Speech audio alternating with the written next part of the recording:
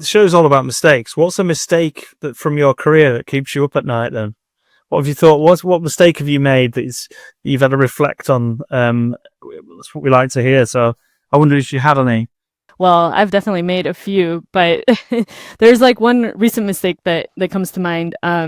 So in my own agency, we do a lot of influencer marketing for our clients. Like basically we help them find local influencers and basically expand their audience by amplifying that through other existing channels. So it's something that we were brainstorming internally, like how could we do this for our own brand? And so we basically started looking at marketing newsletters, marketing channels, and seeing how we could do some influencer collaboration. And we ended up deciding to go with like a really big influencer in our field.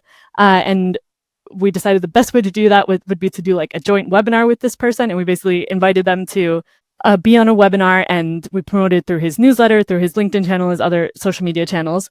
For us, LinkedIn is our kind of focus channel for our own marketing.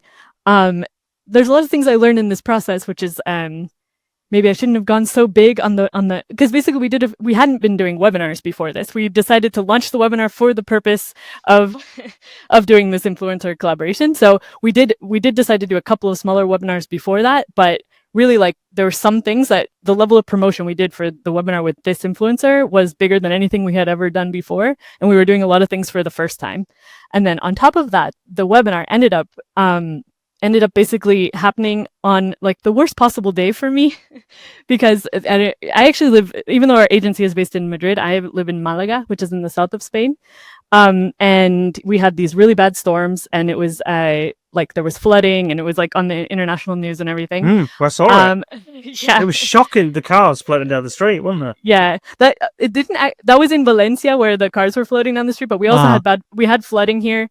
Not on the same level, but still, it was like schools were closed. Like it was not the best moment to be having like a high stakes webinar.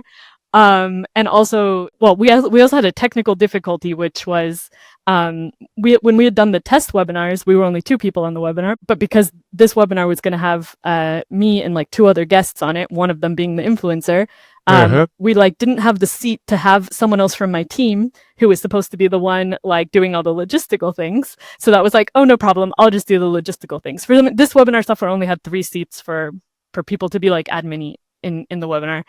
So, as you know, things can go wrong when you're kind of like relying on these tools. And basically, it came time for the webinar, and we also had agreed with this webinar that we could repurpose all the content from this. So that was like included in his price, which was like a big investment for us as like not a huge company, right? You know, we have the webinar. We actually had over 1,000 signups, 350 or so people join live. So for us, it was like a really good result. Only problem was that I didn't hit record on the webinar, and we had promised, you know, all the webinar signups that like if you couldn't join live, we were going to send the recording. Of course, we couldn't do that. We couldn't repurpose all the content for social media, which we had paid for the right to do that. So I finished the webinar. I was like, oh my god, my internet didn't go out because obviously it was like storming outside. The storm didn't like my electricity didn't go out or anything. I think my electricity did go out like an hour later. But it didn't go out during the webinar. It all went fine. I finished. I'm like, okay, just need to send the recording to my colleague so she can upload it. And there's no recording. And I was just like, oh my god, I just felt like complete shit. So Will and I do loads of webinars, and we've got some new webinar software we're using next month. So my first question is, what platform was it that you were using? Yeah, the platform is GetResponse. Which has like this webinar features like built in. It's like a marketing automation platform that has webinars like built into it. And that was like one reason we chose this software, although there was lots of deliberation on which software we should use. I don't know if we made the right choice, but now we're like all in on GetResponse, so we're sticking with it for the moment. Yeah, that's what happens when you use webinar software. Well, that story gave me heart palpitations because everything that could have gone wrong did go wrong. And you can't exactly ask this big ticket influencer to re-record the session with you, can you? Well, we did. We did ask him, like, please, would you re-record the session? And he was like, yeah, sure, if you pay my fee again.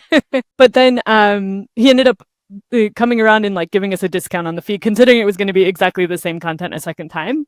That was a big deliberation. Like, what do we do? Because we we don't get the asset out of this. We wanted to use it to repurpose for lots of different things.